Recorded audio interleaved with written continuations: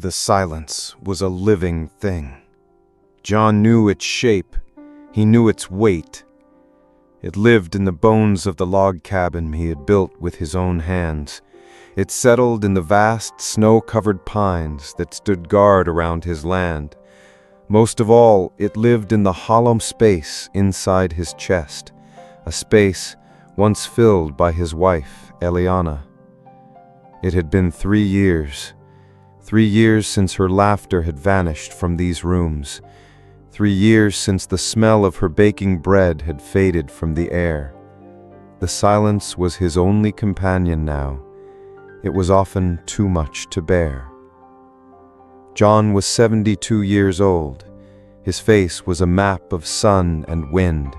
His hands were gnarled but strong. They were the hands of a carpenter, a man who had spent a lifetime building things.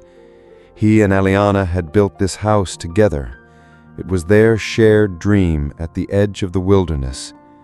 Now it felt like a monument to a life that was over, a fortress of solitude.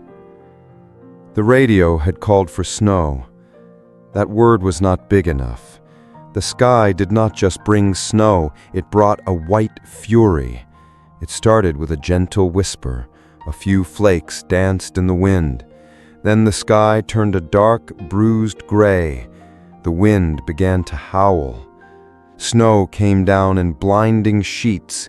It moved sideways, erasing the world outside his windows. The world became a storm of swirling white. John fed the fire in the stone hearth. The crackle of the logs was a small defiance against the storm. He warmed a can of soup for dinner. He ate it with buttered toast at the big oak table. He watched the blizzard rage. He respected the winter. He also feared it. It had a raw, uncaring power. It could end the life as easily as it could bury a fence. He was at the sink, rinsing his bowl. A flicker of movement caught his eye. It was near the porch steps. He wiped the steam from the window and squinted. Through the curtain of snow, he saw a shape. It was a small, huddled lump of fur. It was pressed against the foundation of the house. It seemed to be trying to steal warmth from the stones. His first thought was a stray dog, or maybe a cat from a neighbor's barn. But the wind pulled the snow away for a moment. The shape became clear.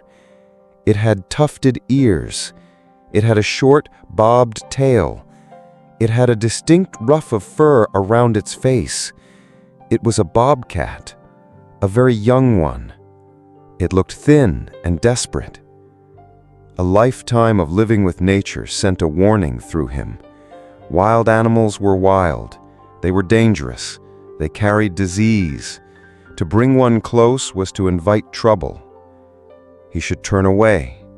He should let nature run its course. Nature had its own cruel logic. He stepped back from the window. His heart beat a heavy, troubled rhythm. He sat in his armchair. He picked up his book, but he could not read. He heard Eliana's voice in the quiet room. "Everything deserves a chance, John," she would say. Her eyes would be soft with the compassion he had loved so much.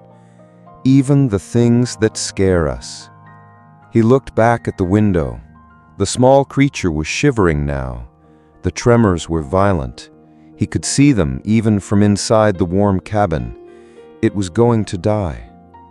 The thought was a cold, hard stone in his stomach. He could not sit by his fire, warm and safe, and let that happen. He sighed. The sound carried the weight of the long winter. He pushed himself to his feet. He went to the sink. He took out the leftover roasted chicken from the night before. He stripped the meat from the bones. He put it in a heavy ceramic bowl. He added a splash of water. He pulled on his thickest boots.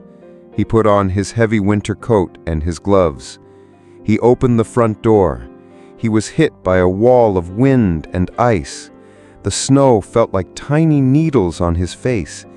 He leaned into the gale and stepped onto the porch. The bobcat was startled by the light and the noise. It scrambled back a few feet. Its body tensed. It was a tight coil of fear. Its lips peeled back from its teeth. It was a silent, terrified snarl. Its eyes were huge and bright in the porch light. They were pools of wild fear. "Easy now," John said. His voice was low and calm. The wind almost stole the words.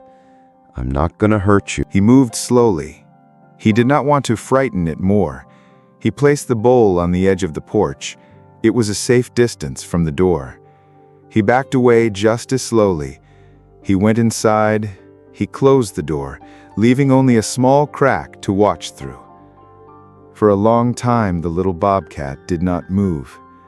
It was a frozen statue of fear. Its eyes were fixed on the door. But the smell of the chicken was a powerful promise. It was a rich, warm scent in the cold, clean air. Its nose twitched. Its head lowered. It moved forward an inch at a time. Finally, hunger won. It darted forward. It snatched a piece of meat. It retreated to the shadows to eat. Then it crept back for more. Soon the bowl was empty. It was licked clean. The bobcat curled back into its desperate huddle against the house. It had used its last bit of energy. John closed the door completely. His heart ached. He had not solved the problem. He had only delayed it. The next morning, the storm was gone. The world was new. It was covered in a thick, perfect blanket of white. The sky was a brilliant, cloudless blue. The sun on the snow was almost too bright to look at. John's first thought was of the bobcat. He went to the kitchen window. The small, melted spot by the foundation was empty. A part of him was relieved. A bigger part felt a small stab of disappointment. He scanned the yard, and then he saw it. It was perched on top of the woodpile at the edge of the trees.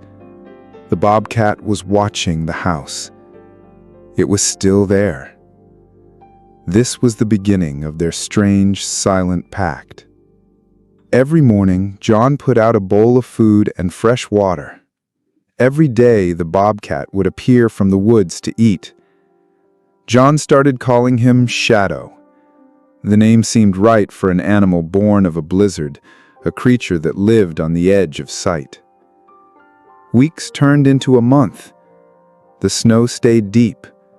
John began to learn Shadow's routines. The bobcat would prowl the tree line during the day.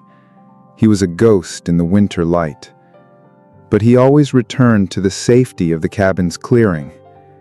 He never came too close. He always kept a careful distance. John started talking to him. He would stand at the window with his morning coffee.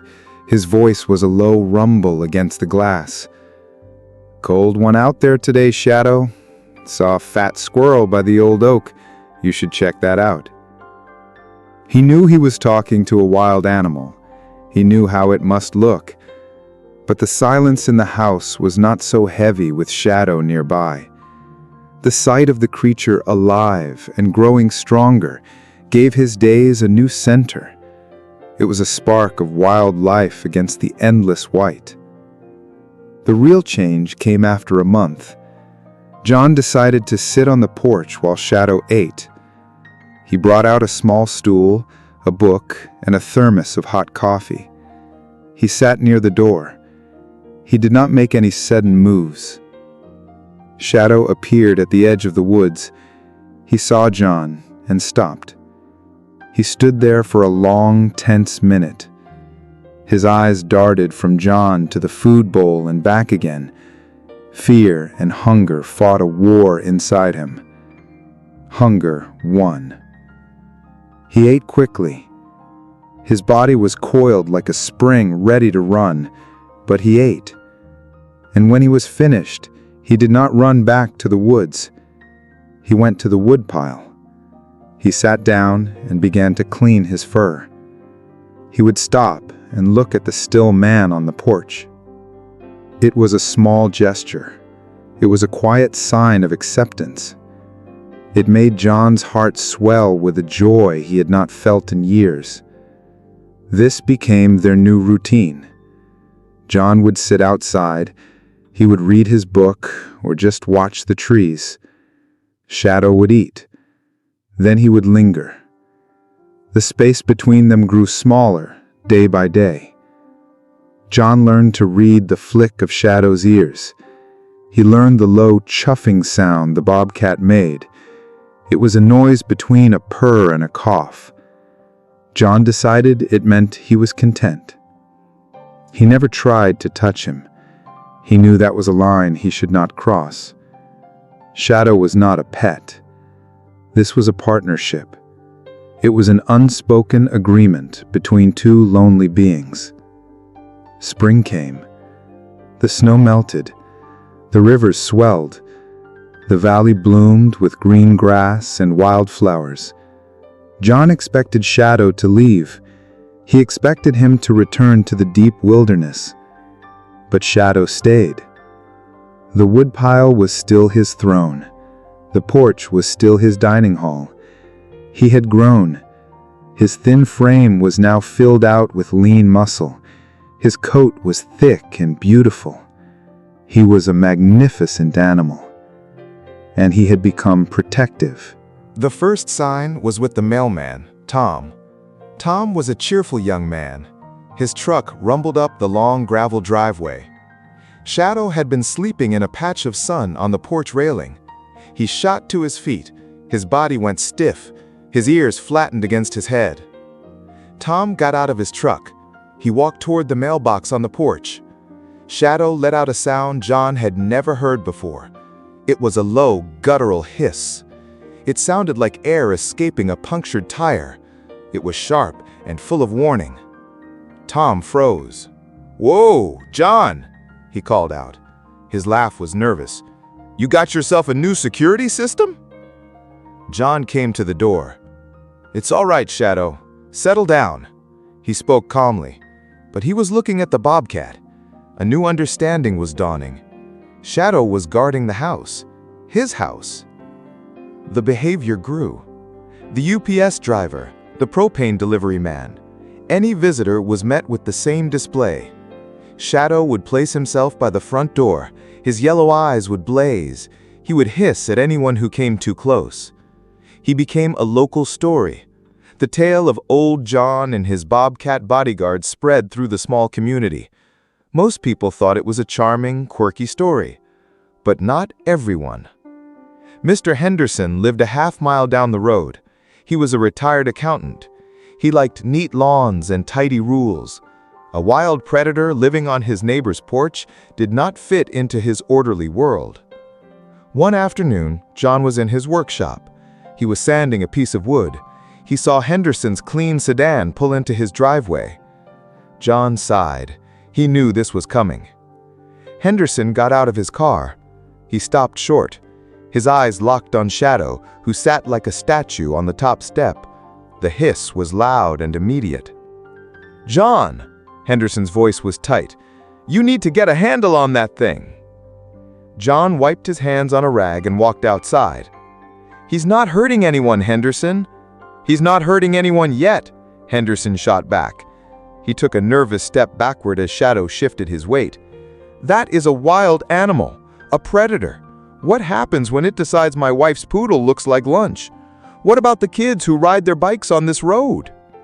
"He doesn't leave my property," John said. "You know that."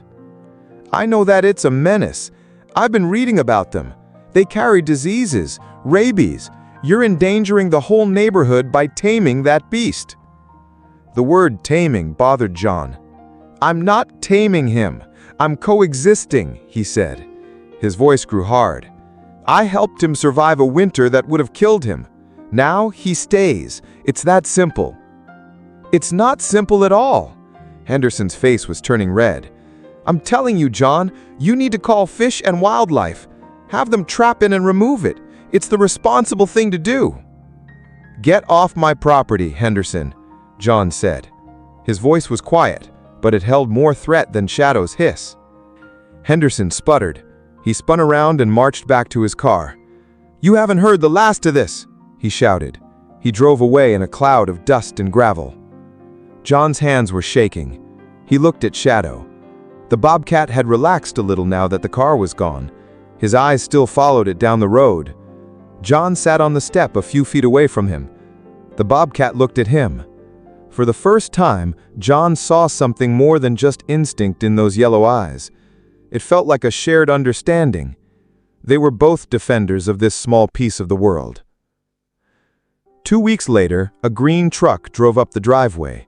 It had the Montana Fish, Wildlife, and Parks logo on the door. John's stomach tightened into a cold knot. Henderson had kept his word.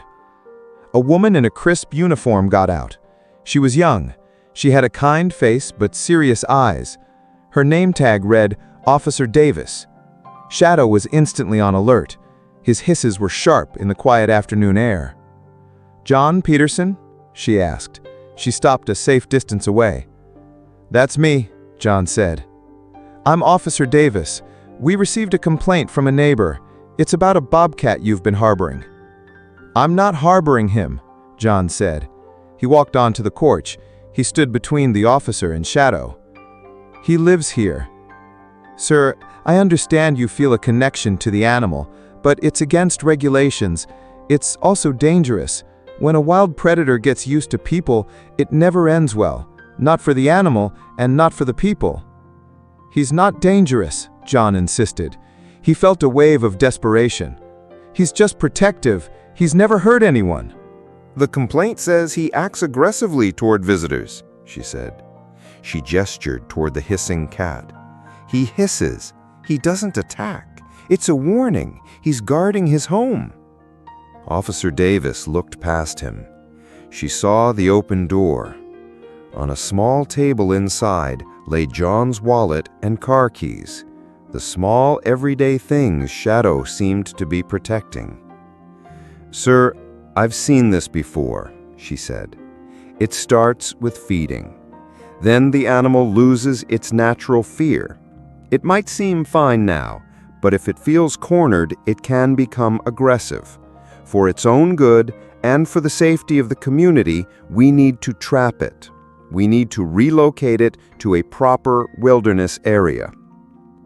The word relocate felt like a death sentence. A bobcat used to being fed, dropped into a new, strange territory. He wouldn't survive. The wild had almost killed him once. John would not let it happen again. "No," John said, his voice cracked. "You can't. He trusts me." The officer's face softened with pity. "I'm sorry, sir. I know this is hard, but it's the law. I'm going to leave a live trap. I'll give you a few days. See if you can coax him into it.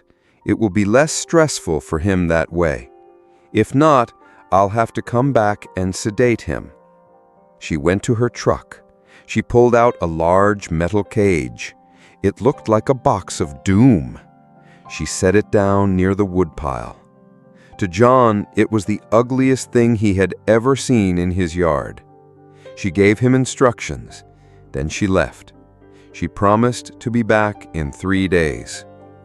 The next 3 days were torture. John felt a heavy sense of despair. He looked at the ugly trap. He looked at Shadow. The bobcat seemed to know something was wrong. He was restless. He paced the edge of the porch. His usual calm was gone. John could not do it. He could not lure Shadow into the cage. It would be the worst kind of betrayal. He did not sleep. He sat by the window at night. He watched the metal trap gleam in the moonlight. His mind raced. He thought about Eliana. She would have known what to do. She would have fought for Shadow. He was just a carpenter. He only knew how to build things. He did not know how to stop them from being torn down. On the 3rd day, his phone rang. It was Dr. Evans. She was the daughter of his oldest friend and a veterinarian in a nearby town. "Hey, John," she said. Her voice was warm. "I heard you were having some trouble with fish and wildlife over your furry friend." John's voice broke as he explained. He told her about the trap. He told her about the 3-day deadline. It was set to expire that very afternoon. "Okay, don't panic," she said calmly. "Don't do anything. What time is she coming?" "Around 2 o'clock," he said. "I'm on my way." Dr. Evans arrived a little after 1. Shadow greeted him with his usual hiss. She just smiled a sad smile. She walked onto the porch and gave John a firm hug. "Let me do the talking," she said. At 2 o'clock, Officer Davis's truck pulled up. Dr. Evans was there to meet her. John stood behind her on the porch. His heart was a hammer against his ribs. Shadow stood beside him, a low growl in his chest. "Officer Davis," she said. She held out her hand. "I'm Dr. Sarah Evans. I'm a veterinarian and a friend of John's. I think there's been a misunderstanding here." Officer Davis was surprised, but she shook the offered hand. "Dr. Evans, I'm just here to follow up on the relocation order." "An order based on a complaint from one neighbor, right? A neighbor with a history of filing complaints about everything from barking dogs to tall grass?" Officer Davis raised her eyebrows. "I've been observing this animal for months on my visits," she continued. Her voice was steady and professional. "He is not a nuisance. He is a territorial animal. He has formed a unique, non-domestic bond with a single person in an isolated place. He is healthy. He shows no signs of disease. He does not leave the property. His aggressive behavior is all sound. It's a classic example of a wild animal establishing a safe territory that happens to include a person's house." She turned to John. "John, why don't you go sit in your chair?" John did as she asked. He moved his old rocking chair to the middle of the porch. He sat down. His hands were clasped tightly together. "Now, just talk to him," Sarah said gently. John looked at Shadow. The bobcat was still tense. "Hey, buddy," John said. His voice was thick with emotion. "It's okay. Everything's going to be okay." As he spoke, something amazing happened. Shadow's whole body changed. The growl faded. His ears, which had been pinned back, relaxed. He walked over to John's chair. He circled it once. Then he lay down beside it. He tucked his paws under his chest. He let out a soft chuffing sound. He rested his head on the wood of the rocker. His yellow eyes were fixed on John. He ignored the two women completely. Officer Davis stared. Her mouth was slightly open. She had seen fear in animals. She had seen aggression. But this quiet, trusting bond was something else. She saw not a dangerous predator. She saw an animal that had found its safe place. Its anchor was this quiet old man. Sarah saw her chance. "Relocating him now would be a death sentence," she said softly. "You know that. He survived the winter. He established this territory. He's not a problem animal. He's just Shadow." Officer Davis was silent for a long time. She looked from the peaceful scene on the porch to the ugly metal trap. She was a woman of rules, but she was also a woman of the wild. She understood its ways. Finally, she let out a long breath. "The official complaint requires an official response," she said slowly. She walked over to the trap. She picked it up. She carried it back to her truck. The metal door clanged shut. It was a beautiful sound. She turned back. A small, tired smile was on her face. "My official report will state that I assessed the situation. I will determine the animal poses no immediate threat. I will recommend a period of observation, and I will note the property owner is working with a veterinarian to ensure responsible coexistence." She looked at Sarah, who nodded with gratitude. "But if I get one more call, John, one single incident, my hands will be tied." "You won't," John said. His voice was filled with a deep, powerful relief. "I promise. Thank you." Officer Davis gave a short nod and drove away. When the truck was gone, Sarah put a hand on John's shoulder. John reached up and squeezed her hand. He could not speak. He looked down at Shadow. The bobcat blinked slowly at him. It was a silent confirmation of their victory. From that day on, Shadow's legend grew. The story of how John and the vet stood up to the law spread through the valley. People saw Shadow not as a threat, they saw him as a symbol of loyalty, a symbol of the strange friendships the wild could offer. Mr. Henderson was quiet. He still shot disapproving looks down the road, but he never filed another complaint. Visitors learned the Shadow protocol. They would wait in their cars. John would come out onto the porch. Shadow would hiss his familiar greeting. John would place a gentle hand on the bobcat's back. It was a privilege Shadow now allowed him. "It's okay, buddy," he would murmur. "They're friends." The hissing would stop, and the guests could pass. The house was no longer silent.